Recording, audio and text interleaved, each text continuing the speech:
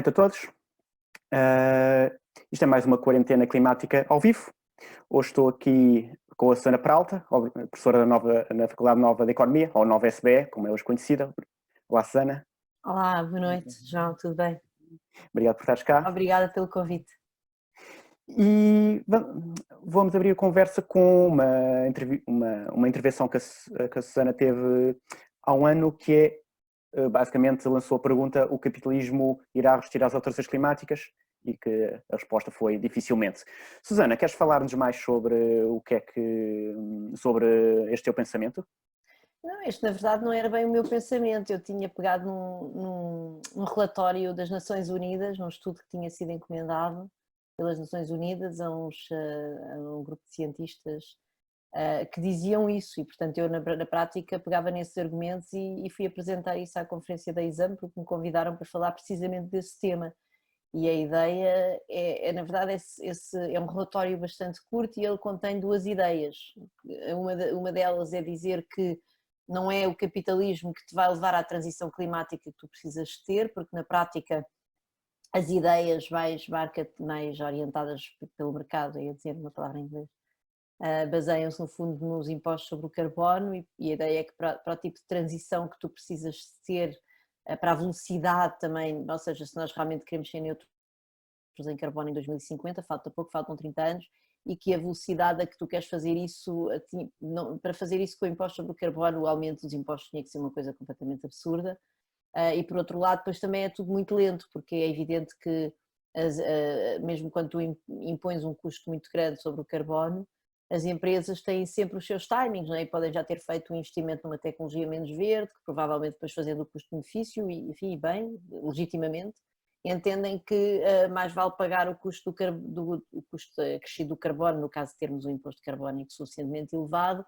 durante mais anos, tendo em conta, em vez de voltarem a fazer um novo investimento. Ou seja, há uma série de comportamentos individuais, no fundo, que pouco coordenados poderão levar a que a transição realmente seja mais lenta do que aquilo que é desejável. E, portanto, a ideia, uma das primeiras ideias que é defender nesse relatório é que não vai ser o capitalismo certamente que vai fazer a transição climática que nós precisamos, e que isso vai ter que ser, ou pelo menos vai ter que ser um capitalismo com um enorme peso do Estado. E isto até é um bocadinho também, entra um bocadinho nas ideias da Mazzucato, não é? Que o Estado do Estado empreendedor, ou seja, que nenhuma das grandes mudanças da humanidade foram feitas sem o Estado por trás, não é? E, portanto, nós temos de pensar naquilo que nós precisamos de fazer em termos de transição energética, é uma construção massiva de infraestruturas de transportes limpos, de isolar os próprios edifícios, não só os edifícios públicos como os edifícios privados, e isso é quase como saneamento básico, no fundo, não é? Ou seja, em termos da dimensão daquilo que pode ser a transformação das nossas urbes, relativamente àquilo que eram as nossas cidades pré-saneamento básico. E, portanto, evidentemente, basta pensarmos nisso para pensarmos que o esforço de coordenação, não é? Estamos a falar de infraestruturas que são infraestruturas com características de rede, e infraestruturas com características de rede dificilmente são eficientemente como é que eu ia dizer, construídas pelo setor privado, e portanto vai ter sempre que haver uma enorme intervenção do Estado para permitir essa coordenação, porque só essa coordenação é que vai permitir que a transição no fundo seja suficientemente rápida. Pronto, isso era um dos aspectos do relatório. Depois o outro aspecto era nós pensarmos, bom, mas se nós entretanto não fizermos nada, ou se no fundo estivermos dispostos a tentar que apesar de tudo o mercado consiga fazer muitas coisas, isto não vai acontecer, a transição energética não vai acontecer, e então aí vêm aquelas previsões do que é que pode ser, neste momento nós sabemos que os objetivos é que nós possamos limitar o aumento a 2 graus, não é? A temperatura. E que o cenário mais provável, se não fizermos nada, é que a temperatura aumente 4 graus, e depois então é um bocadinho pensar o que é o nosso planeta com mais 4 graus. Porque é que são 4 graus em média, não é? Nós pensamos, realmente, mas enfim, tu sabes muito melhor que eu, enquanto pessoa com interesse em temas climáticos, mas é evidente que 4 graus, se eu sair de casa com 16 ou com 20 graus, a minha vida não muda de maneira fundamental, portanto não é esse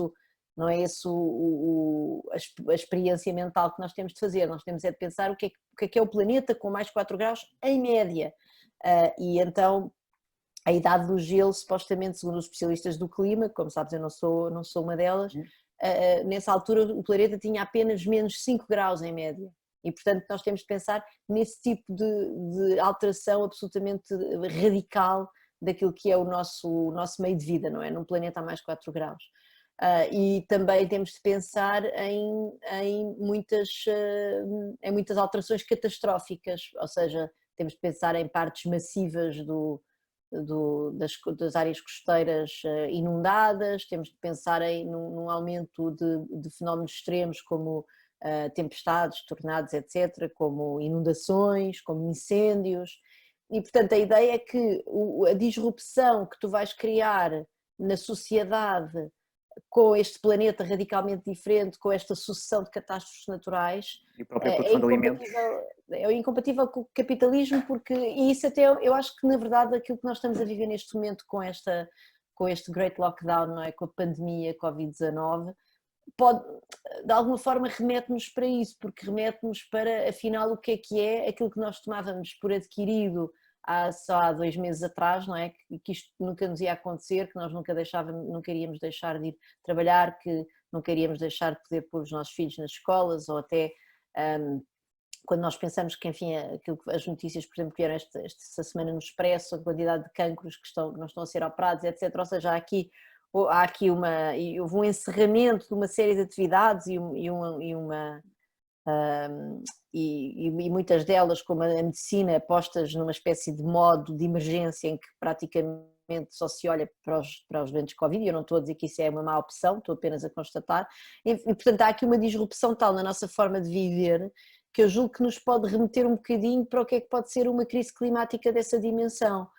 E de facto o que nós vemos é que neste momento nós estamos a aguentar a economia, enfim, apesar de tudo, criando bolsas de miséria bastante substanciais em Portugal e noutros países, e então já nem se fala naquilo que já podemos ir a seguir, porque também faz parte do problema, mas mesmo em Portugal nós sabemos que os apoios que foram desenhados para os trabalhadores independentes e sobretudo para aqueles que têm mais rendimento informal, mais uma vez esta semana vinha no Expresso uma reportagem acerca de pessoas que conduzem tuk-tuks, que são guias turísticos, que estão neste momento a recorrer à ajuda alimentar de emergência, portanto no espaço de 2 meses passaram de ser, enfim, autossuficientes em rendimento para essa situação no fundo de sopa dos pobres, que é uma situação que é um limite, para mim é um limite civilizacional, e portanto é evidente que nós neste momento estamos a aguentar isto porque estamos todos à espera que isto seja temporário. Agora, se nós tivermos uma catástrofe climática que de repente nos empurre para uma situação destas, porque essa é a ideia, não é?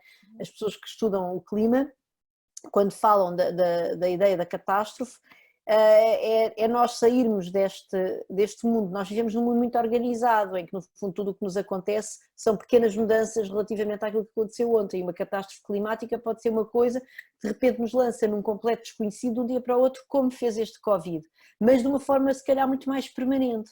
E portanto é evidente que nesse dia, quer dizer, não é possível, tu não consegues aguentar um sistema em que as pessoas estão sem meios de subsistência, a passar fome, etc. E o que me leva àquilo que vai ser a própria crise pandémica nos países menos desenvolvidos, e tem havido cada vez mais notícias sobre isso, o que é que está a acontecer na Índia, o que é que acontecerá na Índia, o que é que está a acontecer na América Latina, e aquilo que provavelmente acontecerá em África quando o vírus lá chegar em força, que são países sem qualquer espécie de rede de proteção social, e portanto aí o que tu podes vir a ter, mais uma vez, depois transportando isto para uma crise climática que pode ser um choque muito mais permanente, este da pandemia nós ainda não sabemos, mas talvez daqui a 1 ano ou 2 estejamos livres dele, mas se houver de facto essa transformação radical do planeta, vai haver migrações em massa, por exemplo, não é? Tu não vais conseguir aguentar as pessoas em países onde tudo colapsou, onde uma parte substancial do território ficou inundada, etc. E portanto a nossa democracia liberal, e no fundo é tudo assente nesta economia de mercado, ou seja, nós estamos assentes em instituições que não estão preparadas para abarcar esse risco desta alteração fundamental e completamente disruptiva que pode ser a tal crise climática. E portanto a ideia é essa, é nós percebermos que nem o capitalismo nos vai ajudar a fazer a transição, nem ele vai sobreviver se nada for feito, porque de facto vai ser demasiado disruptivo, ou seja, não vai ser possível.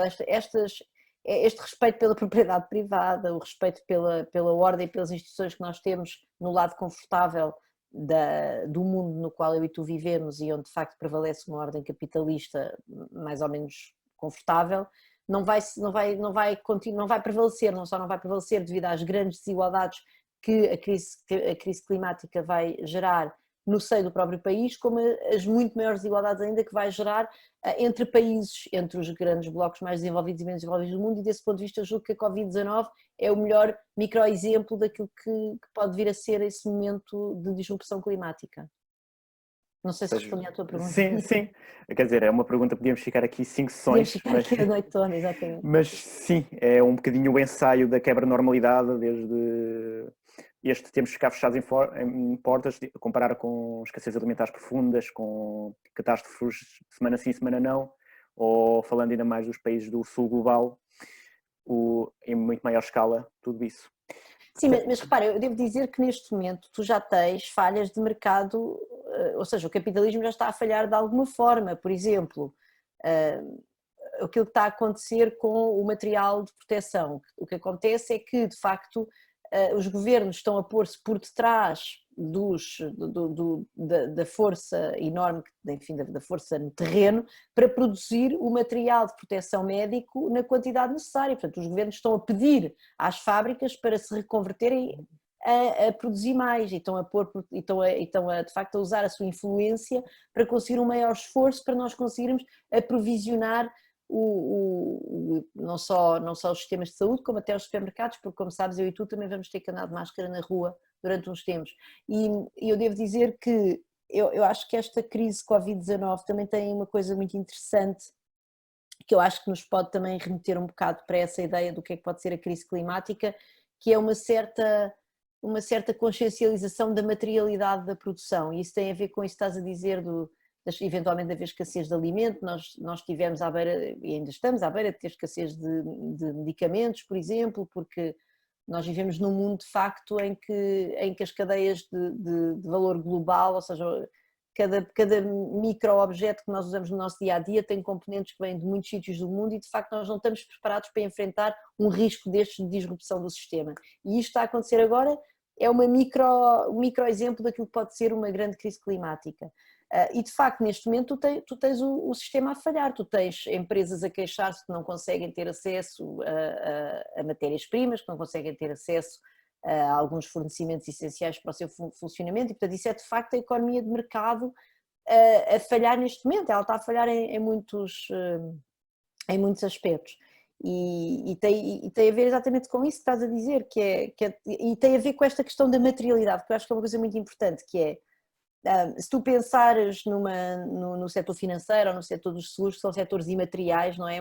Escalar é muito fácil, não é? Ou seja, no fundo são tudo aquilo que são registros no computador, portanto se tu tiveres que vender muitos seguros, eu não estou a dizer que são setores que funcionam sem dificuldades, naturalmente que os recursos financeiros são escassos também, mas o que eu quero dizer é que tu produzires mais não sei quantas apólices ou abrir contas no banco, tudo isso é muito instantâneo, mas produzir coisas materiais há uma dimensão física, não é? Há uma dimensão de mecânica de fluxos, que faz com que as coisas simplesmente não cheguem. Nós neste momento sabemos que precisamos de máscaras, mas as máscaras não chegam. Nós sabemos que precisamos dos tais ventiladores, mas todo o mundo está a querer ventiladores ao mesmo tempo, e portanto simplesmente não há capacidade produtiva para aprovisionar toda a gente ao mesmo tempo. E isso é que leva às tais falhas, não é? Às falhas de aprovisionamento, que nós aliás vemos no supermercado alguns bens, enfim, felizmente em Portugal não estamos em nenhuma situação ainda de termos de hiperracionamento, mas no início da crise, por exemplo, em Inglaterra, os supermercados começaram a racionar o que as pessoas compravam. E isso tem muito a ver com isso, não é? E isso também é uma falha do capitalismo, quer dizer, é preciso nós percebermos que no dia em que isso acontecer, ou os governos realmente se põem por governos fortes, conseguem montar um esquema para facilitar a coordenação, para ter certeza que o essencial não falha, como aliás tem estado a fazer agora, ou de facto nós corremos riscos de não ter comida, não é? De não ter água, etc. Sim, vem com também, agora não tenho aqui, mas há uma notícia de há umas semanas que dava que a Alemanha está a reconfigurar a maneira como produz medicamentos, ou seja, quer encurtar as cadeias de valor e não depender tanto de países asiáticos para produzir matérias-primas. Achas que em breve podemos ter uma reconversão, ou ser obrigados a ter uma reconversão a nível tanto europeu ou dos países industrializados em geral, para voltar a a conseguir produzir esses, como tu chamas, como tens chamado, materialismo e voltar a produzir essas coisas básicas? Achas Eu que... julgo, eu espero que nós não vamos em direção a um proteccionismo maluco e regresso a um certo nacionalismo económico. Eu não gostaria que fosse essa a resposta a esta crise. No entanto, a Comissão Europeia já tem essa agenda, tem essa agenda, isto é, não esta agenda que eu estou a dizer do nacionalismo completamente assoberbado, mas já está com uma agenda de minimizar o risco, precisamente procurando ter mais produção interna ao nível da União Europeia. Em todo o caso, tu não tens de produzir tudo ao nível interno da União Europeia, o que tu tens é de ter a certeza que tens suficiente capacidade de produção de coisas básicas, não é? Lá está, o que é que são as coisas básicas? No fundo é comida, energia. Nós todos neste momento, uma coisa boa também da Covid-19 é que nos permitiu perceber o que é essencial. O que é essencial são as utilities, não é? Por isso é a energia, a água, as comunicações, evidentemente, ou seja, no mundo em que nós vivemos, aquilo que também nos permitiu, apesar de tudo, manter uma parte importante da atividade económica, e aquilo que nós estamos aqui, eu e tu, a fazer, é graças às comunicações, e depois a comida e o material médico, não é? Isso são assim as coisas mais essenciais. E as forças de segurança, claro, muito importantes também, e também há depois todo um setor de pessoas que trabalham que também são fundamentais, o setor dos transportes também é fundamental, há uma série deles. E portanto aqui a ideia é que a Europa consiga ter suficiente capacidade interna para garantir que em períodos de falha do sistema como este que nós estamos a viver agora, tenha capacidade interna para se aprovisionar naquilo que é essencial. Portanto, no fundo é uma ideia de criar buffers, não é? De criar algumas folgas para conseguires absorver algum risco. Agora, não é evidentemente começarmos a produzir tudo internamente. E também há outra agenda, que me parece também muito importante, que é dizer que o problema não é nós não produzimos internamente, que o problema é estarmos tão dependentes da China e da Índia também, não é? E portanto que tu não precisas tanto de produzir tudo internamente, e eu quando digo internamente estou sempre a falar ao nível da União Europeia, não me passaria pela cabeça que Portugal agora se tornasse autossuficiente enfim, numa série de coisas, mas portanto a ideia não é, ou seja, tu estás igualmente protegido produzindo internamente, ou se calhar até estás mais protegido diversificando as fontes das tuas cadeias de produção globais, não é? De maneira a que quando há um enorme risco, que por exemplo neste momento se concentrou na China, tu tenhas outros países onde podes aprovisionar-te e naturalmente também alguma produção interna. Agora, portanto eu acho que esse está claramente na agenda da Comissão Europeia, a Comissão Europeia já escreveu isso, e eu julgo que este momento que nós estamos a viver neste momento tem realmente essa grande vantagem de nos fazer enfrentar o que é que pode ser um risco, o que é que pode ser uma incerteza radical, não é? O que é que pode ser uma coisa que nos manda a todos a viver num mundo que não é o nosso. Pronto, e desse ponto de vista eu acho que é um bom momento para consciencializar as pessoas e os decisores políticos para aquilo que é preciso fazer para nos protegermos de uma coisa parecida a esta que pode vir a ser a tal crise climática disruptiva. E também fazendo fugindo um bocadinho, ou estendendo um bocadinho pergunta para, falamos muito da Europa. Será que podemos, agora fala-se da cooperação europeia, nos tratados, que já vamos falar de hoje mais à frente, mas neste momento, será que esta Europa que hesita em termos de acordos, desde a política monetária, política orçamental, cooperação de médicos, ao caso Itália, que se sentiu completamente abandonada com a cooperação europeia nesse momento, será que podemos contar com a solidariedade europeia se, por exemplo, se tivermos, digamos, uma escassez de ventiladores? Podemos esperar que a Europa haja uma só voz e que haja uma forma coordenada? Ou será que devemos mesmo questionar se mesmo dentro da União Europeia, dentro do contexto europeu, as coisas podem se complicar e não existir propriamente uma cooperação? Quer dizer, no início desta crise houve coisas muito feias, não é? Houve países onde foram retidos equipamentos de proteção médica que iam, países europeus que retiveram equipamentos de proteção que iam para outros países, e temos aquelas histórias que têm agora por acaso menos, mas que apareceram nos jornais há 2, 3 semanas, estava bastante na moda, aparecerem nos jornais histórias praticamente do Far West, de carregamentos que vinham para um país e que depois quando por acaso o avião fazia escala no outro país, aquilo depois ficava lá retido e não sei o quê.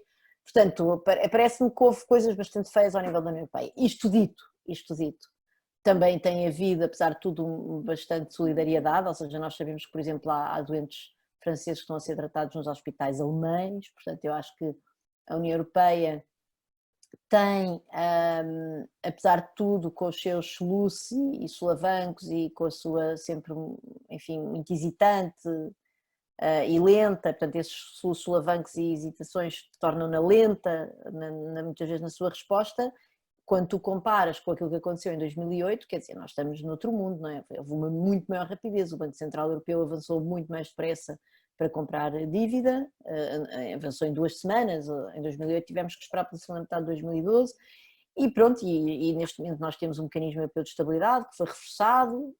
Eu não gosto muito dele porque é baseado em empréstimos aos Estados-membros, mas a verdade é que nós não tivemos isso em 2008, 2009, e neste momento há esta vontade, se de facto aquilo que saiu do Conselho Europeu de quinta-feira, que é termos um pacote, um plano Marshall europeu, que vale 10% do PIB europeu, se isso realmente for para a frente, ou seja, se conseguirem fazer isso, é uma mudança de paradigma, porque nós estivemos encalhados durante quase 2 anos num orçamento europeu que andava ali à volta de 1% do PIB, na verdade, tecnicamente, do rendimento nacional bruto.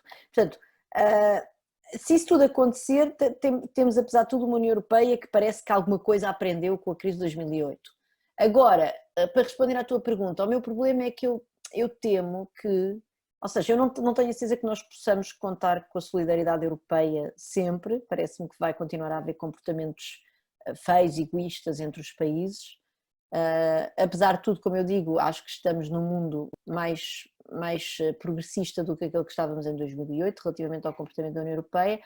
O que eu também acho é que dificilmente conseguimos fazer melhor sem a União Europeia, não é? O que é que um pequeno país consegue fazer sozinho, não é? O que é que poder é que Portugal tem para combater as alterações climáticas, para conseguir gerar os fundos necessários. Nós já começámos a nossa conversa por dizer que era preciso que o Estado se chegasse à frente, fazer um investimento grande em infraestruturas e não sei o quê, quer dizer, onde é que Portugal vai arranjar meios para isso? Isso é uma coisa que só pode acontecer ao nível, com uma cooperação internacional substancial e cooperação entre alguns países, enfim, se pudesse ser o mundo todo, seria o mundo todo, mas isso é utópico. Temos aqui, apesar de tudo, um mecanismo de cooperação que com os seus solavancos e com as suas imperfeições vai funcionando. Portanto, o que eu temo é que, apesar desta União Europeia não ser perfeita, a alternativa de nós andarmos a tentar resolver isto sozinhos parece-me bastante mais arriscada, porque eu acho simplesmente que nós não temos meios, não vamos ter essa possibilidade. Sim, quer dizer, quando eu digo que ela é limitada, muitas vezes é também perceber as limitações dela e perceber as limitações políticas, porque muitas das coisas, muitas vezes conseguem dela, acaba por ser, não digo por ameaça, mas acaba por ser uma mostra, normalmente, alguma em que ela se sente obrigada a agir. Quer dizer, Nossa, ela são todos os países, não é? Enfim, sim, nós fazemos parte dela. Sim, eu acho que, pois, isso é verdade, isso é verdade. Eu não tenho nenhuma dúvida que aquilo é muito imperfeito, não tenho nenhuma dúvida que. Acho que o Parlamento Europeu, por exemplo, é um órgão, apesar de tudo, bastante mais progressivo do que a Comissão. Julgo que a Comissão, neste momento, está muito mais arrojada do que era no passado, ou seja, devo dizer que estou agradavelmente surpreendida, apesar de tudo, com aquilo que tem saído da Comissão. A lógica intergovernamental é catastrófica. Portanto, tudo aquilo que depende de órgãos de decisão aonde se sentam os países e onde os países é suposto chegarem a consenso, como o Eurogrupo, como o Conselho Europeu, é uma desgraça, porque de facto basta um país estar descontente para já bloquear aquilo tudo. Portanto, é evidente que aí funciona muito na lógica, não sei se da ameaça, não é? Mas eu julgo que aqueles países percebem, enfim, os países que são menos, digamos, menos arrojados, que têm menos vontade de avançar para instrumentos financeiros inovadores, como lhe chamava o comunicado do Eurogrupo. Esses países devem perceber que a União Europeia está em risco, há um risco político, porque de facto as pessoas, em última análise, começam a usar o seu voto para votar em partidos eurocéticos, populistas e no fundo dar cabo do projeto europeu, que apesar de tudo eu acho que com as suas imperfeições, em face dessas ameaças existenciais que nós vivemos, é uma. Eu acho que é o barco onde nós temos de estar, não me parece que. Quer dizer, não vejo muito bem como é que Portugal conseguia fazer isto sozinho, ou mesmo sozinho com Espanha, enfim, estou completamente num mundo hipotético, porque não parece que houvesse esse interesse, mas a lógica é estarmos neste. Este mecanismo muito imperfeito de cooperação e que também muitas vezes funciona, é verdade, com base enfim, ameaças, enfim, com base num jogo estratégico, às vezes um bocadinho musculado entre os países, e é evidente que neste momento o facto de um dos países mais afetados por esta crise ser a Itália é neste momento a segunda economia da União Europeia quando sair, segunda ou terceira, acho que é a terceira, porque sai o Reino Unido, não é? Portanto, seja como for, é uma das maiores economias da União Europeia, portanto isso é evidente que isso também não vale a pena nós sermos aqui ingênuos. Se aquilo que está a acontecer à Itália tivesse a acontecer a Portugal ou à Grécia ou à Irlanda, um país mais pequeno, era muito menos provável que tivesse havido, não quer dizer que não estivesse, eu disse menos provável, não disse que eles não teriam acontecido, que tivesse havido os avanços que houve agora recentemente.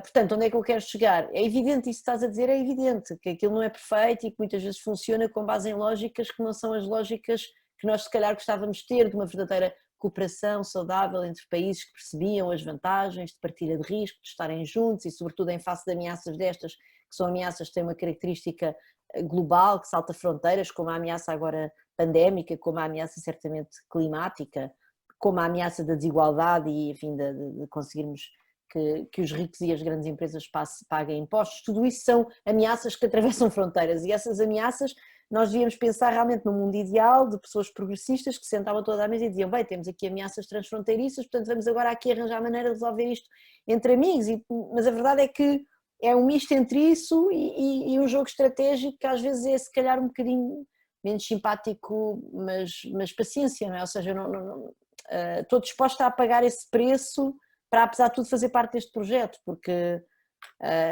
mas isso sou eu, agora eu julgo é que é preciso ter consciência que muitas pessoas se calhar vão usar legitimamente, devo dizer, o seu voto para contrariar este projeto porque este projeto não corresponde às suas expectativas e isso eu acho que faz parte, aliás, do argumentário que nós temos de usar perante os países ou os políticos dos países que são menos ambiciosos na agenda, digamos, da cooperação europeia, para eles perceberem que se não for assim há um risco grande de desintegração da União Europeia. Aliás, nós temos um país que está de saída, não é? Portanto, essa é a União Europeia que nós temos neste momento. É uma União Europeia que está a desintegrar-se. E era importante que esta crise não fosse mais uma machadada neste projeto, não é? Voltando um bocadinho a clima e também desta vez a um artigo que tu escreveste, apartheid climático, os pobres paguem a crise. Queres falar um bocadinho sobre o que tem-se cunhado de eco-austeridade? Pronto, aqui nós sabemos, não é, empiricamente que há evidência, os estudos mostram todos que realmente os riscos climáticos são pagos desproporcionalmente pelas pessoas menos desfavorecidas, e isso é algo que tu vês não só menos desfavorecidas, não, menos favorecidas. É uma coisa que tu vês não só à escala dos países, ou seja, onde é que estão as pessoas que não têm acesso à água potável, etc., estão nos países mais pobres, não somos nem eu nem tu, mas depois dentro dos próprios países nós sabemos que, por exemplo, as casas que são construídas em bacias, peço desculpa, de inundações, são mais baratas, são terrenos mais baratos e, portanto, tipicamente são os pobres que estão aí sujeitos a serem inundados. Tu tens, isso aliás por exemplo, há investigação hoje em dia nos Estados Unidos com o que aconteceu com o furacão Katrina, que mostra isso claramente, que mostra de que forma é que as bacias onde houve maior inundação e no fundo onde houve mais destruição e mais mortos, foram os sítios onde havia mais pessoas pobres e aliás mais pessoas originárias de minorias étnicas.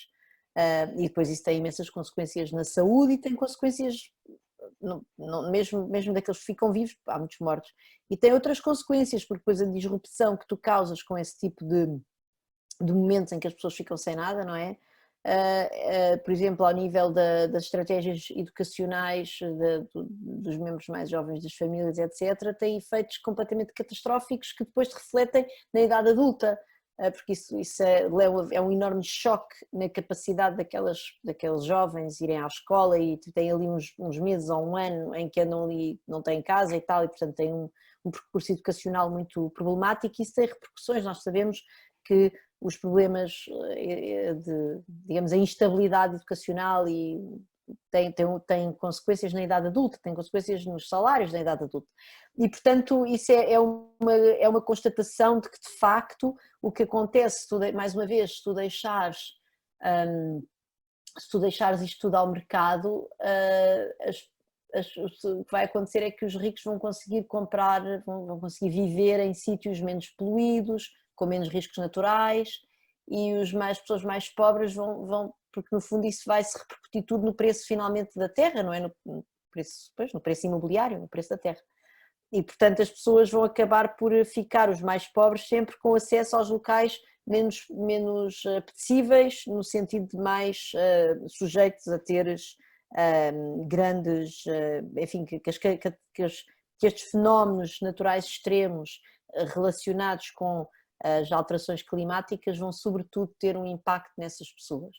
E portanto a ideia da apartheid climático vem daí, e aliás mais uma vez é tirado de um relatório, penso também das Nações Unidas, não fui eu que o inventei, mas é um bocadinho, eu acho que é importante também mais uma vez, acho que este momento que nós estamos a viver é muito interessante para tirarmos analogias para isso, porque até houve aí um momento em que se dizia que a Covid-19 era o Great Equalizer, não era? Porque no fundo é um vírus e as pessoas têm esta ideia, os vírus matam tanto ricos e pobres, mas não é verdade, simplesmente não é verdade por uma série de razões, porque em primeiro lugar porque nós sabemos que as pessoas com empregos mais confortáveis, com vínculos laborais estáveis, conseguiram proteger-se mais cedo, conseguiram ir para casa mais cedo do que as pessoas com empregos mais precários. Por outro lado, nós também sabemos que as pessoas com menos fontes de rendimento, as pessoas mais pobres, têm saúde mais frágil, e que este vírus, como qualquer outro vírus, isso é que eu estou a falar daquilo que leio na imprensa, eu não percebo nada de vírus, mas a verdade é que aquilo que se vê é que o estado de saúde em que a pessoa está antes de receber o vírus obviamente tem um impacto depois no que tu vais sofrer com o vírus, na probabilidade de ficares realmente gravemente doente, precisares de cuidados intensivos e de morreres, etc. E, portanto, é evidente que este vírus não é um grande equalizador, nem do ponto de vista da saúde, nem depois do ponto de vista económico, porque aquilo que nós vemos é que pessoas como eu estamos em casa a manter a minha atividade, dou todas as minhas aulas, estou agora aqui a falar contigo, falo na televisão, não sei o quê, ganho o meu salário por completo, e depois temos várias pessoas que foram para casa sem dinheiro e que, portanto, estão a passar neste momento grandes dificuldades. E, portanto, eu penso que isto é um grande exemplo, que é, enquanto nós tivermos esta sociedade polarizada entre pessoas que têm vidas muito confortáveis e pessoas que têm muito confortáveis, isto não é só ao nível do rendimento, é também sobretudo ao nível da segurança, não é? Da segurança, não é só o nível de rendimento, é a segurança, é a não variabilidade do rendimento, não é? E tivermos a outra parte do mundo que vive com vínculos precários ao mercado de trabalho, que vive nesta sociedade da chamada uberização do mercado de trabalho, que vivem com os chamados horário zero e não sei o que, essas coisas que inventaram. O novo precariado. No fundo é um regime feudal, quer dizer, nós temos de perceber que isso é feudalismo, não era? Ou seja, nós tínhamos antes em Portugal, por exemplo, nós sabemos que nos anos 60 as pessoas eram contratadas ao dia, não é? As pessoas trabalhavam no setor agrícola, e portanto nós estamos a voltar um bocadinho a isso, a esse mercado de trabalho, que é um mercado de trabalho que não oferece qualquer tipo de segurança a quem trabalha, à trabalhadora ou ao trabalhador, e enquanto nós vivemos neste mundo tão polarizado entre estes dois tipos de pessoas, não é? É evidente que estas grandes crises, sobretudo as mais disruptivas, como a eventual crise climática e esta que estamos a viver agora, vão sempre ser crises que vão sobretudo fazer com que quem as pague sejam os mais pobres, os mais precários, e portanto é um bocadinho essa a ideia do apartheid climático. E dirias, enquanto tivemos esta sociedade, desde os meios de produção completamente concentrados numa parte da população, desde a classes com direitos diferentes, alguma vez o impacto de uma crise poderá ser diferente do que estamos a viver agora, completamente desequilibrada, enquanto este estado de coisas se mantiver? Ou Sabes que os especialistas são muito maus a fazer previsões, sabes disso, não é? Portanto, sabes que há um livro, aliás, sobre isso. Tu perguntas a pessoas que supostamente sabem imenso do assunto para fazerem previsões e eles enganam-se imenso. No entanto, isto dito, portanto, feito este disclaimer, eu acho que é evidente que não, ou seja, eu acho que o nosso mundo está, que nós sabemos que a desigualdade aumentou muitíssimo, ou seja, o que nós sabemos é que as guerras foram realmente verdadeiras igualdades, sobre a Primeira e a Segunda Guerra Mundial foram great equalizers, porque destroem capital, né? A destruição do capital, do estoque de capital, foi algo que realmente criou bastante igualdade, ou enfim, não criou, não, em todo o caso, combateu bastante a desigualdade. Pronto.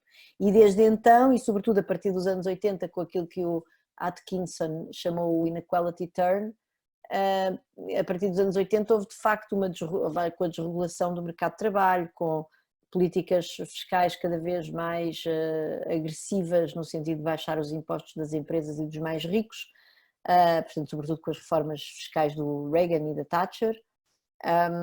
Houve com a baixa das taxas de sindicalização, etc. E agora também com este progresso tecnológico que nós temos estado a viver, que é um progresso tecnológico que nós sabemos que há investigação sobre isso, que é também ele polarizador, e portanto é evidente que, quer dizer,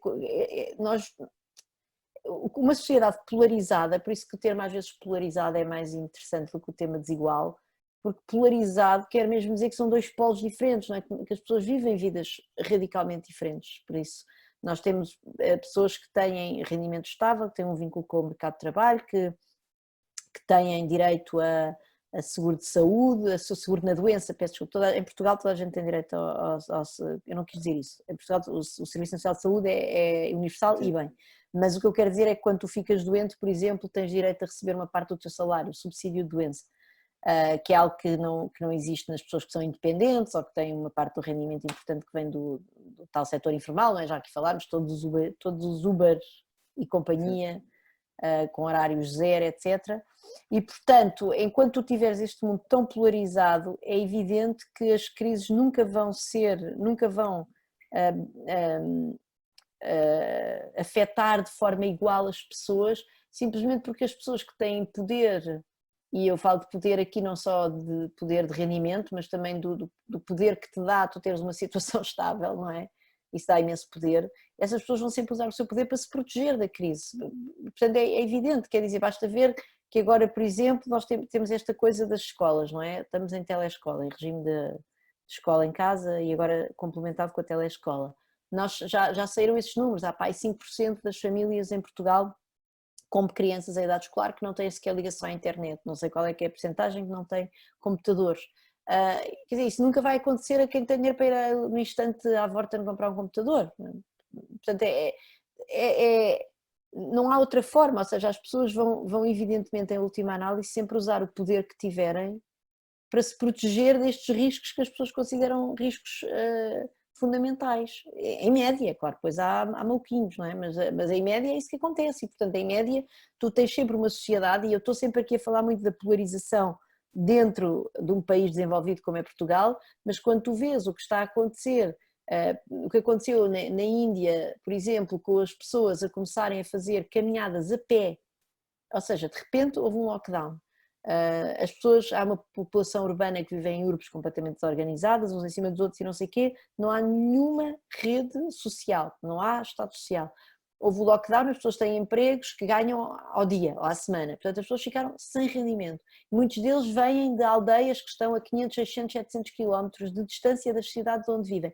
Houve imagens de pessoas que puseram a fazer esse caminho a pé, sem rendimento, debaixo de um calor escaldante, com crianças ao colo, desidratadas. Portanto, a polarização que nós temos entre o mundo mais desenvolvido e onde, apesar de tudo, com todos os defeitos, temos algumas redes sociais, e esse mundo onde não há qualquer espécie de proteção social, também é ele muito grande. Portanto, é evidente que as crises num mundo tão polarizado entre países e depois no seio dos próprios países nunca podem ser igualitárias, quer dizer, nunca podem ser great equalizers, porque as pessoas têm mecanismos para se protegerem dos riscos, são imperfeitos, mas a verdade é que nós temos esses mecanismos e usamos, não é? Quem pode. Eu sei, voltando um bocadinho ao tema das crises e também, se calhar, e voltando muito à polarização, desigualdade, também escreveste outro que era e se os ricos pagassem a crise, no contexto desta crise, e falaste sobretudo de impostos novos. Ou, estendendo ou não da conversa ou do que estamos a falar, queres também expor o que é que, Sim, esse era o a que é que quer dizer com isto? era a propósito da resposta europeia, não é? Já falámos Sim, aqui um sim. bocadinho. Mas Sim, eu quer vou dizer, também falar. podíamos falar sobre a crise climática, podemos falar de crise em Não, geral. mas este aqui eu acho que é importante perceber o seguinte, que eu estive aqui a dizer o que é que, eu até disse, já lá vou depois ao que é que eu acho Uhum. mal acerca do mecanismo europeu de estabilidade e do mecanismo, do quadro europeu, do quadro financeiro plurianual, que na verdade é conhecido pelo nome carinhoso do orçamento europeu. Qualquer uma destas ajudas, e também, já agora devo dizer que houve aqui houve um avanço extraordinário que foi conseguido ao nível da União Europeia, que foi finalmente a criação do famoso subsídio europeu de desemprego, embora lá está, nunca, então nós andávamos a discutir isso desde 2012 e agora finalmente conseguimos criá-lo e saiu da reunião do Eurogrupo, embora lá está, nunca tão ambicioso como se calhar nós imaginámos que ele poderia ter sido numa outra altura.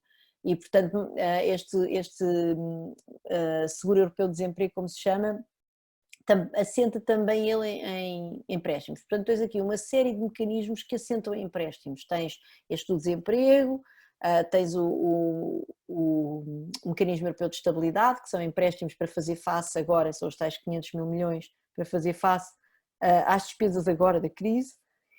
E depois tens agora o quadro europeu, o quadro financeiro plurianual, o orçamento europeu, que em princípio vão vir os tais 10% do PIB, ainda não sabemos muito bem como, provavelmente a União Europeia, a Comissão Europeia vai endividar-se, porque a Comissão Europeia tem capacidade de endividamento, e então vamos aumentar essa capacidade da Comissão Europeia se endividar para conseguir gerar esses 10% do PIB para fazer a tal recuperação económica. Mas a ideia também, mais uma vez, que uma parte desse dinheiro chegue aos países através de empréstimos. E, portanto, tens aqui sempre a União Europeia encalhada numa lógica de empréstimos, não é? Numa lógica em que não se transfere dinheiro para os países a fundo perdido, ou muito pouco, mas temos os fundos de coesão, etc., mas mesmo num ambiente destes de enorme crise, nós temos a União a reagir com base em empréstimos. E o que é que acontece quando tu reages com base em empréstimos? Acontece que, em última análise, vais ter que os pagar. É evidente que a vantagem destes empréstimos que vêm no quadro destes diferentes instrumentos financeiros da União Europeia é que têm taxas de juros controladas, e isso é bom, quer dizer que não vamos ter a taxa de juros em princípio a explodir. Mas, seja como for, esses empréstimos tu vais ter que os pagar no futuro, e vais ter que os pagar no futuro com o teu orçamento, não é? Ora, o orçamento dos países é sempre muito depende da capacidade dos países de cobrar impostos e o que acontece é que há muitas bases fiscais, ou seja, há muitas pessoas e empresas em que um país sozinho não consegue cobrar impostos, ou consegue ter uma capacidade muito limitada de cobrar impostos, por causa da globalização, por causa da livre circulação de pessoas e de capital e de mercadorias, e portanto é muito difícil um país sozinho conseguir cobrar impostos a uma multinacional, é muito difícil um país sozinho conseguir cobrar impostos aos grandes gigantes digitais e também às pessoas mais ricas, não é? Que são aquelas que conseguem beneficiar de offshores e enfim de estratégias várias de otimização fiscal que as levam a diminuir os impostos que pagam. E portanto, isso são agendas que têm estado em algumas, a agenda, por exemplo, dos impostos sobre as plataformas digitais, tem estado em discussão a nível da União Europeia, a agenda de alterar a forma como nós cobramos impostos às multinacionais, porque hoje em dia os multinacionais pagam impostos de que forma? Pagam impostos através do montante de lucro que declaram em cada uma em cada um dos diferentes países onde têm, enfim, atividade, não é? Existe uma agenda antiga no Parlamento Europeu, mas que tem sido sistematicamente bloqueada, que é uma agenda de ter aquilo que eles chamam uma base fiscal comum consolidada, que no fundo é dizer, nós olhamos para o lucro todo da multinacional e em vez de deixarmos a multinacional dizer vou declarar uma parte do meu lucro neste país, outra parte naquele país, de forma a otimizar a sua carga, diminuir a sua carga fiscal, vai ser a própria União Europeia a dizer à multinacional, não, pagas não sei quantos por cento do teu, de impostos naquele país, não sei quantos por cento naquele país, e como é que a União Europeia calcula essa distribuição percentual, olhando para variáveis que as empresas não conseguem manipular tão facilmente como os lucros que declaram, que são as vendas, os ativos que possuem, por isso edifícios e tal, não é? E também os trabalhadores e trabalhadoras. E, portanto, são variáveis que as empresas conseguem mais, porque é mais difícil, se uma empresa está a produzir num sítio, tem lá trabalhadores, quer dizer, não pode fingir, é muito mais, não é uma mera transação virtual, não é? Quer dizer, as pessoas estão ali, os salários são pagos ali. Aquilo que a empresa vende, claro, a empresa obviamente pode continuar a mentir naquilo que vende, mas aí já estamos a entrar no domínio da ilegalidade, não é? E estas empresas tudo o que fazem é no estrito mínimo, enfim. Em todo o caso, aquilo que eu estou aqui a falar é daquilo que elas fazem no estrito mínimo da legalidade, por forma a otimizar a sua carga fiscal. Pronto, mas essa agenda, por exemplo, está no Parlamento Europeu há imenso tempo. E isso, mais uma vez, é algo que realmente precisa da União Europeia para ser implementado. E depois eu também falo de uma outra possibilidade que é que foi agora lançada por 3 economistas franceses, que é o Camille Landais, o Emmanuel Saez e o Gabriel Zucman. Estes 2 últimos tinham desenhado propostas à Elizabeth Warren, semelhantes, e eles juntaram-se ao Camille Landais, que é outro economista francês, mas que está na London School of Economics, os outros 2 são de Berkeley, e falam então de um imposto progressivo sobre a riqueza ao nível da União Europeia, muito semelhante àquele que o Bernie Sanders e a Elizabeth Warren tinham proposto nos Estados Unidos, como já disse, o da Elizabeth Warren proposto por 2 destes economistas, que no fundo seria para, durante um curto espaço de tempo, eles falam em 10 anos, conseguir financiar este esforço de reconstrução. E, portanto, o que é que tu conseguias com isso? Conseguias que estes montantes que vão ser gastos não viessem, em última análise, a recair sempre na capacidade de cada país de gerar receita fiscal, porque essa capacidade está sempre limitada, vai sempre ser um bocadinho mais do mesmo, não é? É óbvio que os países podem mexer um bocadinho nas taxas e tentar, enfim, há muitas exceções há muitos benefícios fiscais que nós devíamos rever, certamente em Portugal, mas quer dizer, isso vai sempre ser muito limitado ao pé deste enorme poder que se a União Europeia realmente voltasse, se o Parlamento Europeu voltasse à agenda dos impostos e se a União Europeia abraçasse, por exemplo, esta ideia do imposto sobre a riqueza, seria de facto um enorme avanço da nossa capacidade de gerar fundos para conseguirmos combater a crise. E já agora, uma das coisas que eu acho que é interessante nesta crise e que nos liga à questão do clima é que nós temos neste momento, ou seja, se de facto vier estes tais 10% do PIB para ser gastos, 10% do PIB ao nível da União, isto pode ser a Presidente da Comissão tinha falado do Pacto Verde Europeu, não é? E depois encalhou no 1%, no orçamento de 1%. O orçamento de 1% não ia dar para nada. Nós neste momento, se realmente tivermos um orçamento de 10% do PIB europeu, podemos já conseguir começar a pensar em investimentos públicos que podem ajudar-nos de facto a fazer essa transição. E temos outra grande vantagem, neste momento nós vimos no fundo o que é preciso para fazermos a transição, ou seja, nós já vimos o que é que temos de fazer à nossa atividade económica para de repente nos tornarmos muito mais verdes. Nós neste momento estamos numa fase muito verde, como sabes, não é? Até a poluição diminuiu imenso, começou até aliás por ser visível na China logo no início desta crise e portanto nós podíamos aproveitar um bocadinho isso para nós coletivamente e os governos, não é, para ver o que é que aconteceu aqui, o que é que daqui nós podemos guardar para realmente conseguirmos esta transição climática e no fundo usar esse montante de investimento do Plano Marshall Europeu que aí vem para fazer investimento em infraestruturas, de transporte, de isolamento de edifícios, etc., para conseguirmos realmente avançar para a tal neutralidade carbónica em 2050. Isso seria verdadeiramente extraordinário, não é? Temos aqui uma oportunidade, de uma certa maneira temos aqui uma oportunidade. Há aqui uma série de setores muito pouco amigos do ambiente, como por exemplo os cruzeiros. Os cruzeiros é algo que nós sabemos, não é? Os barcos são super poluentes, que geram benefícios económicos, enfim, reduzidos, embora não haja assim estudos, nenhum dos estudos é extraordinário, mas são certamente muitíssimo poluentes, por isso os barcos de cruzeiro, e seria impossível pará-los sem ser por uma maluqueira destas, e a verdade é que agora está parado. E, portanto, temos aqui oportunidades de refletir um bocadinho houve aqui setores que nós sabemos que são muito maus, e o setor da aviação também, não é? Embora eu enfim, eu própria sou uma grande viajante, portanto não estou a falar um bocadinho contra mim, mas é verdade que nós neste momento conseguimos parar os aviões, está a ser catastrófico do ponto de vista económico, mas a verdade é que é um momento de oportunidade para nós pensarmos numa certa reconversão do setor para algo mais verde e também na perspectiva de, durante agora nos próximos anos, as pessoas quererem viajar menos, enfim, também pela incerteza ligada ao próprio risco sanitário, temos aqui uma oportunidade de tentar fazer uma reconversão desses setores. Portanto, há aqui, apesar de tudo esta crise que está a ser terrível, há aqui uma certa oportunidade para refletir, para de facto nós conseguirmos usar essa bazuca, que eu não tenho nada a ser que seja uma bazuca, mas assim lhe chamaram, mas em todo o caso esta vontade da Comissão Europeia de gastar mais dinheiro para fazermos a transição. Se pudermos fazer isso, ou uma parte da transição, se pudermos fazer isso não recaindo os impostos sobre as mesmas bases fiscais de sempre e portanto tendo uma verdadeira agenda de cobrar impostos ao nível da União Europeia, eu acho que isso seria, enfim, mas isso já é wishful thinking meu, mas era ótimo, não é?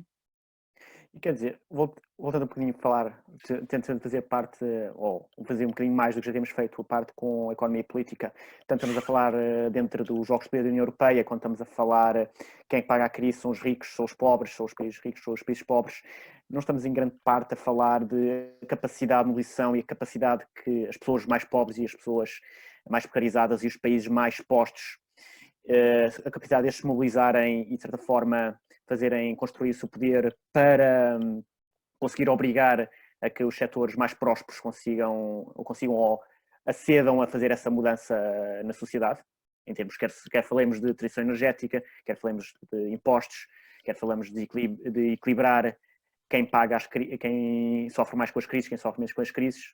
Será que não estamos a falar muito, não estamos sempre a bater numa questão quem realmente consegue poder na Eu sociedade? vou dizer, é assim, eu acho que os lobbies são poderosíssimos, não é? Os lobbies das petrolíferas são poderosíssimos e no ano passado saiu um relatório acerca de quanto é que eles gastavam a fazer lobby, já não me lembro, mas eram números avassaladores, e o próprio lobby, já agora a indústria da otimização fiscal é um setor, portanto há um setor de empresas que vivem de vender serviços de otimização fiscal de forma completamente legal a empresas e indivíduos ricos, sofisticados, enfim, contribuintes sofisticados. E há um think tank, um watchdog, que é o Corporate Europe, que tem um relatório do ano passado, há 2 anos, em que mostra a influência destas consultoras, que eles chamam, que são as Big Four do planeamento fiscal, nos próprios processos legislativos dentro da Comissão Europeia. Portanto, estas pessoas são muitas vezes chamadas até para grupos de trabalho da Comissão para pensar em temas de evasão fiscal, de offshores e não sei o quê. Portanto, é evidente que há um conflito de interesses, é evidente que estes lobbies estão extremamente bem sentados nos processos legislativos ao nível da União Europeia e dos países também. Portanto, isso é difícil. No entanto, eu devo dizer que, mais uma vez, esta crise que nós estamos a passar agora é uma crise que tem sido tão fundamental e que tem sido tão... que de facto eu penso que atirou à cara assim das pessoas e dos decisores políticos riscos tão radicais que eu acho que nós já não sabíamos que podíamos um dia cair nisto, que têm havido avanços que teriam sido inimagináveis. Já houve vários países europeus, nomeadamente, por exemplo, a França e a Dinamarca, a dizerem que não ia haver €1 de ajuda estatal neste momento de crise para empresas que tenham sedes em paraísos fiscais ou que tenham parte da atividade em paraísos fiscais. Portanto, empresas com relações com paraísos fiscais, neste momento em alguns países da União Europeia, estou-me a lembrar da França e da Dinamarca, mas há mais, penso que é a Polónia também, estão proibidas, não vão receber ajudas estatais. A própria União Europeia já recomendou que todas as empresas que venham a ser intervencionadas no sentido dos Estados entrarem no capital das empresas, portanto, semi-nacionalizadas, em parte ou totalmente, que isso também não seja possível para empresas que usem paraísos fiscais para a otimização fiscal. Já houve, pela parte dos bancos do Banco Central Europeu, a proibição das empresas do setor financeiro distribuírem dividendos, que foi algo que durante a crise de 2008 os bancos foram fazendo alegremente até ficarem completamente descapitalizados e depois terem que ser bailed out com os nossos impostos. Portanto, tem havido aqui uma série de opções políticas que estão a ser implementadas neste momento e que, aliás, foram muito rapidamente, ou seja, a crise começou há 2 meses, não é? E ainda não há 2 meses, na verdade, na Europa. Estamos a chegar agora aos 2 meses em Itália. Muito rapidamente houve aqui intervenções, houve aqui decisões de alguns governos e ao nível da própria Comissão Europeia e ao nível de reguladores europeus que seriam inimagináveis e que eram coisas que eram postas na categoria das ideias radicais dos maluquinhos que acham que podem assim intervir enfim, lá está, no modo de funcionamento do capitalismo, na decisão soberana dos acionistas e essas coisas todas. Portanto, eu acho que há aqui há esperança, eu acho que há esperança de... Este momento está a ser tão radical, está a ser...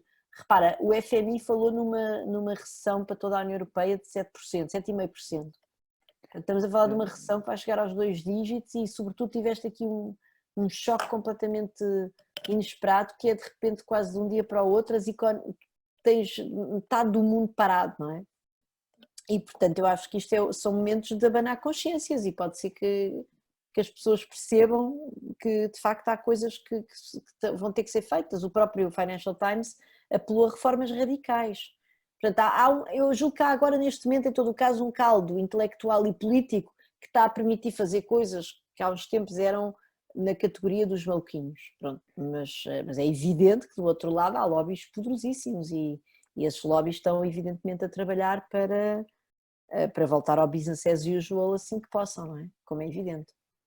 Se tivesses tempo, temos aqui algumas perguntas do que estão a fazer no nosso chat. Acho que ainda temos tempo para algumas. Tenho aqui uma pergunta. O Eurogrupo é um grupo, para todos os efeitos, informal, que manda neste tipo de alturas, criado por um A4 que não diz o mandato nem o enquadramento do grupo. E depois é um bocadinho provocadora. O que acham de desobedecer a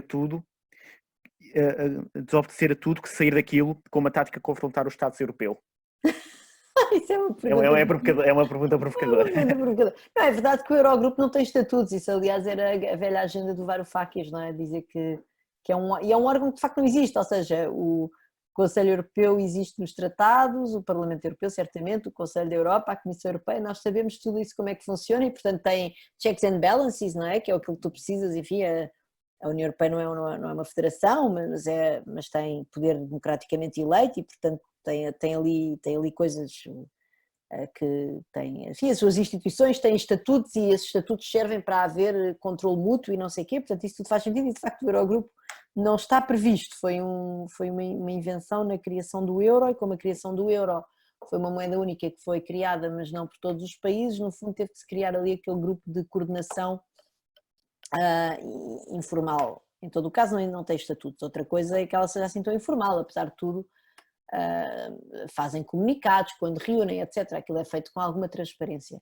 Agora, desobedecer, quer dizer, o problema é que o que é que o Eurogrupo faz? O Eurogrupo o que fez foi estabeleceu um reforço do mecanismo europeu de estabilidade e estabeleceu aquela história, como eu já falei aqui, do mecanismo de desemprego. Agora, quando nós formos pedir empréstimos ao mecanismo europeu de estabilidade, se formos, não é claro que vamos, mas se assim for, quer dizer, depois vamos assinar, aquilo vai ter condições, depois a partir daí nós não pedimos nada ao Eurogrupo, não é? Portanto, isso é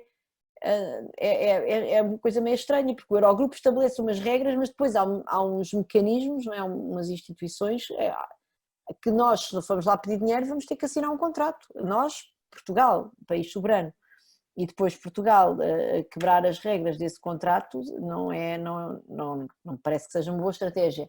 E por outro lado há sempre um risco, eu percebo o descontentamento das pessoas, eu própria fico muitas vezes muito irritada com a União Europeia, não é?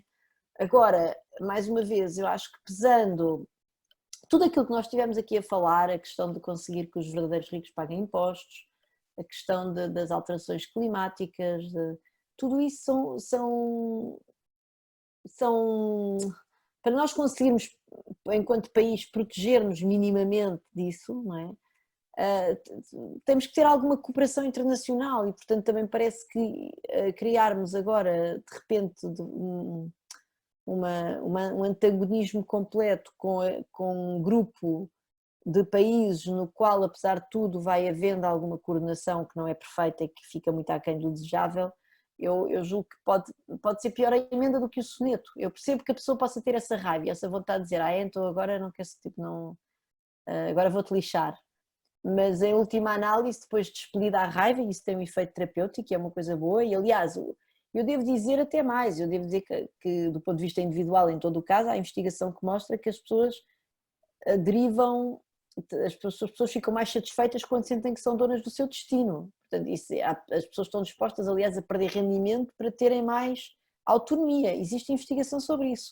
Portanto, é natural que nós também, coletivamente, enquanto nação, possamos ter esse desígnio de dizer, não, agora estou mesmo farto de estar aqui com mais condicionalismos e tal, portanto vou mandar isto tudo para o caraças. Mas a verdade é que isso, enfim, apesar de ter esse valor da pessoa sentir que é dona do seu destino, pode ter um risco muito grande, um grande custo económico mais à frente, porque de facto nós somos um país muito pequenino, somos um país, uma gota d'água na economia mundial e nunca vamos conseguir fazer grande coisa sozinhos, parece-me. Quer dizer, agora falando em raiva, isto faz-me todo este discurso, faz lembrar também, como foi o discurso, ou que se falou durante, quando foi a Grécia em 2015, em que de facto havia um referendo em que as pessoas votaram 60%, ok, vamos sair do euro, podemos chamar Pois assim ficaram. raiva.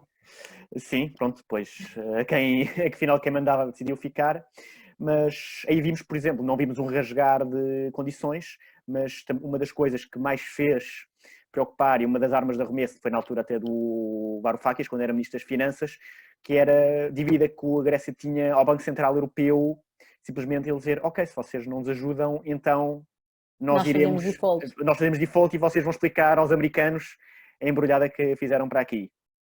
E quer dizer, é um bocadinho difícil prever o que essa estratégia faria, dado que entretanto pronto, a pessoa que estava à frente dela acabou por ser demitida. Mas voltando, todo este discurso mais que chamamos progressista, de esquerda ou mesmo anticapitalista, de certa forma, ou de certa forma, não digo não jogar pelas regras, mas nós estamos habituados a países como a Hungria, as Polónias desta vida, que têm um discurso, não digo mais bélico, mas cavam as suas trincheiras, não têm medo delas e vão safando na União Europeia conseguindo o que elas querem. E apesar de ser, a Hungria também estamos a falar de um país, níveis de PIB e de população, parecido com Portugal ou com a Grécia. Será que todo digamos, toda esta, não digo complacência, mas este gritar na cooperação não nos faz mais uma vez ficar na mão de baixo todas essas crises? Não sei, bom, em primeiro lugar, eu não sei, é assim, eu queria dizer várias coisas. Em primeiro lugar, relativamente àquilo que aconteceu na crise passada e a toda a austeridade, e foi péssimo para a economia europeia, isso tem sido dito por vários economistas, o próprio FMI fez a meia-culpa da sua intervenção, por isso todo aquele debate acerca dos multiplicadores de despesa pública, e se eles são ou não são diferentes quando estás em contração, etc. Enfim, em todo o caso essa meia-culpa foi feito, mas eu devo dizer que houve renegociação da dívida, ou seja, a dívida portuguesa ao longo dos anos da Troika houve alturas em que foi adiada e, portanto, adiamentos da dívida é uma renegociação light, mas é evidentemente uma diminuição da carga da dívida e, portanto, eu não me parece também que Portugal nunca tenha conseguido obter nada do lado da Europa, não iria tão longe. Agora, é assim, o que é que eu acho disso? Eu acho que é bom sermos mais, eu acho que é bom, de maneira geral, acho que é bom ser mais assertivo naquilo que nós não aceitaremos. Acho que isso é útil e espero que a União Europeia também perceba, a União Europeia não existe, não é? A União Europeia é um conjunto de instituições, uma democracia mais direta que é o Parlamento Europeu, depois tem esta que é a lógica intergovernamental, nomeadamente vamos falar daquela que existe nos estatutos que é o Conselho Europeu, deixando o Eurogrupo de lado, e depois tem a Comissão, enfim, que é ainda outra coisa, mas onde eu quero chegar eu acho que é importante no seio destes sobretudo do Conselho Europeu e do Eurogrupo também, que Portugal faça valer, como por exemplo o primeiro-ministro italiano e o primeiro-ministro espanhol fizeram de maneira assim muito clara, estas são as nossas condições. Eu acho isso super útil, até porque eu julgo que a União Europeia neste momento percebe, lá está a União Europeia, as pessoas que estão sentadas à volta dessa mesa, em todo o caso uma maioria delas, sejam suficientemente razoáveis e sofisticadas intelectualmente para perceber o tal risco de desintegração que vai surgir, não necessariamente pela boca daquelas pessoas que estão sentadas àquela mesa. De onde é que vem o risco de desintegração? O risco de desintegração não vem certamente, ou vem dificilmente, do António Costa ou do Sánchez dizerem não, eu agora vou-me embora, vou dizer lá no meu país que Portugal vai sair da União Europeia, a Espanha vai sair da União Europeia. Nenhum deles tem essa agenda política, são dois europeístas. De onde é que vem a desintegração? A desintegração vem de haver eleições em Itália, por exemplo, em Espanha, em Portugal não estamos livres disso, que ponham no lugar do primeiro-ministro alguém com essa agenda. Em Itália é evidente, tens o Salvini, não é? O Salvini está todos os dias a twittar, a dizer mal da União Europeia, portanto, é daí que vem o risco de integração. O risco de integração vem que no dia em que tu tiveres àquela mesa de negociações, pessoas que sejam menos razoáveis e que tenham uma agenda eurocética e uma agenda populista. E portanto, eu espero que isto, portanto, onde é que eu quero chegar? Eu acho que é importante seres assertivo, acho que é importante dizeres aquilo que queres e acho que é importante dizeres as tuas linhas vermelhas, até porque eu espero que as pessoas que estão àquela mesa percebam. E eu penso, por exemplo, que a Angela Merkel percebe isso melhor do que muita gente, o Macron percebe isso também muito bem. Portanto, eu acho que há ali um conjunto de líderes daquelas que são neste momento as grandes economias europeias que percebem que há esse risco, que há o risco de, se não forem cumpridos certos níveis de decência, de um dia destes terem lá sentado à mesa pessoas, Matteo Salvini e gente da laia dele. Agora, portanto, eu acho que é útil ser assertivo. Outra coisa, eu não consigo olhar para a Hungria e dizer ou a Polónia e dizer que aquilo é não quero, ou seja, eu prefiro ser. Sim, não quero dizer pelo que eles defendem, estou a dizer em modo assertivo. Mas eu prefiro viver num país, por exemplo, sinceramente, quer dizer, isso volta-nos àquela história da agência, não é? Da pessoa ser dona do seu próprio destino e da autonomia. Eu prefiro viver num país com mais austeridade e mais pobre do que ter um Orbán como primeiro-ministro que proíbe os jornalistas de dar notícias sobre a doença, não é? Portanto, isso não... Sim, quando eu foi o que ele fez de facto, quer dizer, foi embrulhado numa... foi o que ele fez de facto, não é? Sim, quando eu falo o exemplo deles não é Aliás, necessariamente meteu-os na cadeia. Sim, quando eu falo o exemplo deles não digo a censura, digo... Pois, mas quer dizer, dizem, uma coisa vem com a outra, não é? São líderes políticos, para mim não são exemplos, ponto final, quer dizer, eu acho que apesar de tudo, nós tivemos no Conte e no Sánchez posições assertivas que eu julgo que foram úteis à mesa de negociação, posições assertivas, ultimatos, não é? Dizer, não, isto é daqui a 15 dias, ou aqui alguma coisa que acontece, ou realmente isto vai correr mal, isso eu acho útil. Prefiro isso, prefiro tipos democratas razoáveis que põem as suas condições e continuando, enfim, no domínio da democracia liberal, não é? Porque não, portanto, pronto. Mas, portanto, isso tudo para dizer o quê? Eu acho que é útil que os países ponham os seus limites e eu acho que também é útil relembrar sempre que nem o António Costa, nem o Sánchez, nem o Conte são líderes perenes, nem o Macron, certamente não o Macron, por exemplo, o Macron, aliás, como é sabido, quem pode ir para o lugar dele, ou quem poderia estar no lugar dele, era a Marine Le Pen. Portanto, é importante aquela gente saber que se não se comportar à altura, de repente fecham-se as cortinas e quando se voltam a abrir aquilo é uma mesa com meia dúzia de monstrengos e depois é que as coisas podem correr mesmo mal. Isso é que eu acho que é importante, mas eu acho que muitas pessoas ali têm essa consciência. E quer dizer, acho que já tocámos um bocadinho em tudo o que tínhamos abordado falar. Queres, ou alguma coisa que tenhas esquecido, ou queres abordar assim como para fechar, ou mais algumas palavras, ou mais uma ideia que queiras expor?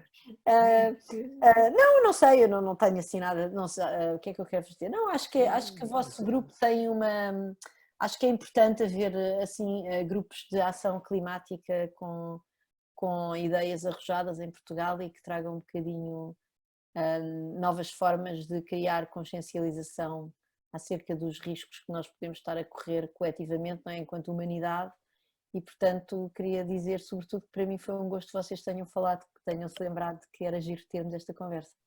Ótimo. Então, vou despedir agora das pessoas.